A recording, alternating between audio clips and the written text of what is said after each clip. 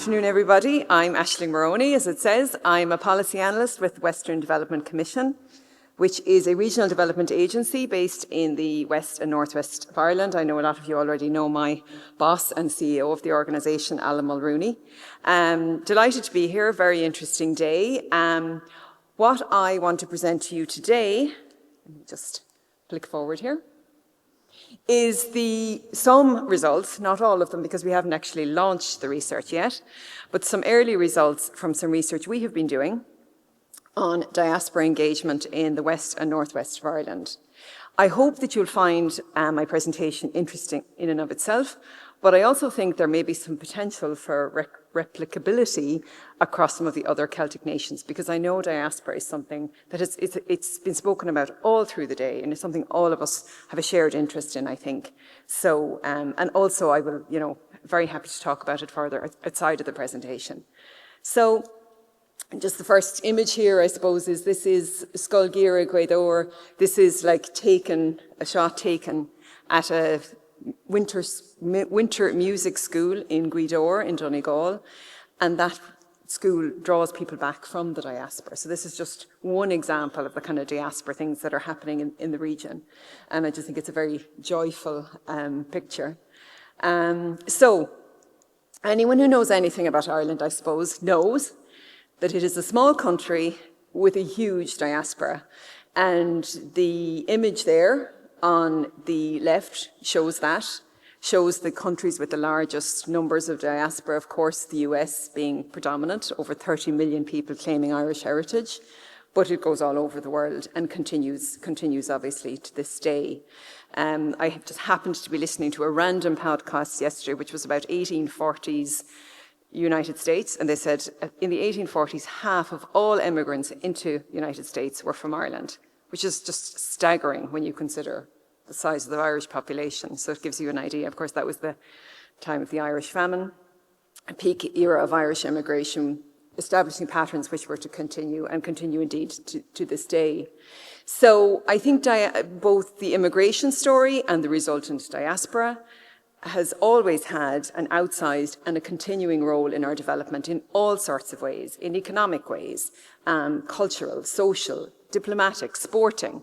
I mean, I'm going to just pick on one of those, and I could do a presentation on any of those individually. But if I pick sporting, for instance, some of you will be familiar with our native games, our Gaelic Athletic Association, Gaelic football and hurling. The GAA is an unbelievable organisation, a voluntary organisation, huge in Ireland, of course, very embedded in every community, but also has 437, I think it is at last count, GAA clubs around the world, with thousands and thousands and thousands of people engaging every week in those sports. And globally, the GAA has become really the preeminent means through which Irish people connect with one another in a lot of locations. It's a massive cultural institution, and just an ongoing way where people do the things that diaspora have always done, especially recent immigrants, got jobs, found places to live, all of those kind of things. So we can see that and then equally back in Ireland, the GAA does its own diaspora work. There's sponsorship of jerseys from diaspora members abroad. If someone comes home to Ireland, you bring them to a game. All those kind of things are going on all the time. So that's just one example of what happens. So at national level then, we're about to launch the second national diaspora strategy. So I think it's clear, and I think most people would say the Irish government, as governments go, has taken a very strong interest in diaspora and has always recognised its power. Our annual exodus for St. Patrick's Day of our government ministers and many people from different institutions in Ireland is evidence of that. Far more people at certain levels spend time outside of Ireland than in Ireland for St. Patrick's Day. So that's just one of, I suppose, it's a very obvious example, but this kind of work is going on all of the time with trade delegations and all of that sort of thing. But it goes just so far beyond that. I think that's the really important thing to understand, and which I hope to bring out in the presentation, that it is not the work of, in fact, running alongside and running ahead in some ways of work at institutional level, are the thousands and thousands of people who are making diaspora connections happen, who are keeping diaspora connections going, and who are interested in doing more with diaspora. So no government in the world could do what the thousands of people who have a shared passion for Ireland or for a particular part of Ireland, it's very local often, or who are very interested in the sport or the culture, whatever it is. No government could do that, but it takes thousands of people working together every day to do that. So in terms of the context then, another important aspect for us in the west and northwest of Ireland, we have a particularly long history of immigration and connection with diaspora. The Western Development Commission, we're a key regional body. It's a focus built into our 5-year strategy. We had strong idea of the further potential of diaspora engagement, but we have always felt that more evidence was needed, more data. Data has been talked about a lot today to base any work we might do on it. And the real gap in our knowledge, and this is, I think, the replicability piece. I think even at government level, we've done quite a lot when we were developing the National Diaspora Strategy. There was a kind of a reaching out to the diaspora. What do they want? What do they need? And I think maybe a slight emphasis on the people in Ireland, in our region, who were doing the connecting out. Because for everyone who is away wanting to connect back, there needs to be something, someone for them to connect back into. And no one to date had done this research. So we have done this research now in the west and northwest of Ireland. And it gives us a much clearer picture of things like, you know, who's doing the connecting, what do they need, what are their challenges, what are their successes, and what could be done to encourage more of it. So the results of the research really confirm the importance of the research, happily. You'd hate to do it and find out it was a waste of time. But the key theme that emerged from the research was the importance of the human relationships. It's not necessarily about systems and processes and organizations, and it really is about people. So you have to have, you have to have the two legs, don't you? You have to have the people in the region or in the country of origin, let's say, connecting with the diaspora. So the methodology, I'm not going to, because I'm noticing my time is ticking away far, far too fast here. So I won't waste time on the methodology, but I'd be happy to discuss it with you if anyone is interested, and it'll be in the final research report anyway. But just to say, we did get 240 responses, which was, you know, very healthy response. So just 5 key findings for now, but there'll be more in the report. The first one, diaspora engagement is relationship-led. Connection comes before fundraising, and you can see there from the stats that, you know, the strongest emphasis was on in terms of motivations for engaging with diaspora, and this is across all of the people who responded. So that was everything from GA clubs to state bodies to cultural organisations to festival groups to heritage groups. You know, the maintain bonds of friendship and connection was the most important. So all of this is being sustained by commitment, not necessarily by infrastructure. And connection is the core driver. And the economic and investment outcomes, if they happen, and Mary referenced, you know, the importance of all of this, you know, but I think, Mary, you would agree that it's not about, you don't go in with the hard ask. You build the relationships first, and then maybe, you know, things like investment comes out of it, but it doesn't have to either. There's an inherent worth in the connections anyway, and that those come from strong ties, not from a hard sell. And this quote, you know, just talks about the importance of the personal relationships.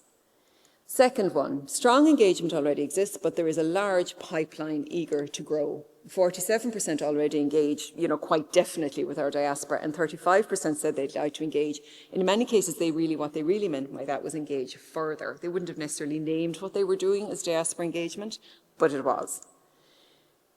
The research confirms the strength and depth of diaspora engagement happening across the West and Northwest. I mean, there's just a staggering amount of activity happening in the most everyday, ordinary ways. And it could be something as simple as someone is a bit of a local historian. Someone comes home from America or Australia and you're like, oh, you need to talk to them. They spend the day with the person. They bring them back to their homestead. That's diaspora engagement. And that ordinary activity is happening every day of the week. Huge range of organisations, groups and individuals across different sectors and in different ways. So there's plenty of interest, activity, goodwill and motivation to justify a more kind of intentional approach. So the issue is less about persuading people of the value of it as about making it maybe easier for them to participate, to deepen or expand what they're already doing. Third finding, groups know what to do, but capacity and funding prevent consistent delivery, and those are the challenges kind of set out there. And this fragmented approach, well, it limits the impact, doesn't it? Because you have a lot of people trying to do bits and pieces, but they're not connecting up with necessarily one another, or they're not able to maintain something consistently over time. Huge numbers of people said that they only did diaspora engagement sporadically, which is a problem. The contribution of volunteers is enormous. They contribute very significant time, energy, contacts, and local knowledge. It is by far, like, only 30-something% of the respondents were actually doing it as part of their job. The majority, 70%, were doing it as volunteers. There's clearly significant untapped potential. And again, that quote kind of shows it, you know, the challenges of trying to do it in a volunteer way. The fourth finding, and I know I'm gone over time, but not by too much, collaboration and shared infrastructure are the supports people want most. And those are the figures around what the kind of things people want. And if you were to group them, you would say, and I suppose maybe we started off thinking, oh, people will want training. Actually, it was one of the lower things that people wanted. What they wanted was to learn from one another. And that's where it's huge learning, because people are, again, the unbelievable creativity of people in how they're doing this. It just really astounded me. And like voluntary people who are doing this alongside full-time jobs and busy lives. So people want to learn from one another, and they want someone to kind of set up systems for them that they can just run with. They don't necessarily want, you know, training might be part of it, but it's not a major one. People want opportunities to work with others, to learn from others, and to reduce duplication, and not just one-off advice or isolated supports. They want tools they can use today, not necessarily training that, you know, takes up time they don't have. The fifth one, and this is, I think, a very interesting one, I hope, for all of you, that now, this is not clear-cut, but Diaspora does run more or less on two timelines: long-term strategy and rapid response. The longer-term strategy is often associated with professional roles. So let's say someone is working in an organisation and part of their job is diaspora engagement. They have the time and they're paid to kind of do this in a continuous way. They're best placed to build long-term continuity. So here we have a quote from a member of staff in Donegal County Council, who are the only local authority in Ireland that actually have a diaspora engagement officer embedded within an economic development team. And they've had great success in this respect by devoting resources to it. But you can kind of see, you know, there's a very professional approach sort of being posited there, you know, and it's ongoing, and there's a routine to it. They have big things like the Tip O'Neill Awards every year, which is, you know, recognises, you know, members of the diaspora. Then you have the kind of rapid response strategy, we might call it, to give it a rather fancy name, which is more kind of sort of almost random and haphazard in some ways. It's a response to events or a response to a request, perhaps. So, for instance, here we have the Volunteer for a GA Club. We had they had a fundraiser for their dressing rooms, and money came in from abroad, is how we would put it.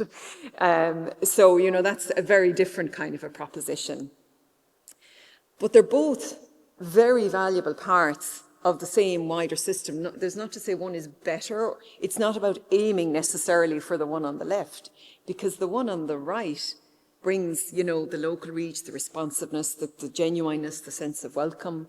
So if they can kind of work together, then that's when you're going to get your optimum results and you know, strengthen each other's weaknesses almost. Our next steps is be the launch of the final report, including additional findings, case studies, recommendations for action, and we'll be holding a webinar in line with that to share some of the findings, and any of you who would like to join that would be more than welcome, of course. Please do keep in touch to find out more. Just finishing with this lovely last image, which was taken last year in County Leitrim. They held the Leitrim Gathering, which was a kind of an initiative to bring people home, you know, for a kind of a week, a whole series of cultural and sporting and all sorts of other events. And this lovely picture was taken at a Ceilidh that was held as part of that week. So it's just, you know, that's the everydayness of it, I suppose, and the loveliness of it. As I said, I could talk a lot longer, and I've already gone quite a bit over, so my apologies for that. I know there is a panel discussion which will obviously bring back a lot of these topics as well. So, as I said, please feel free to talk to me if you want to find out more, and keep in touch with us in terms of the actual report itself when it arrives, and there'll be more there to learn from that. So thank you very much.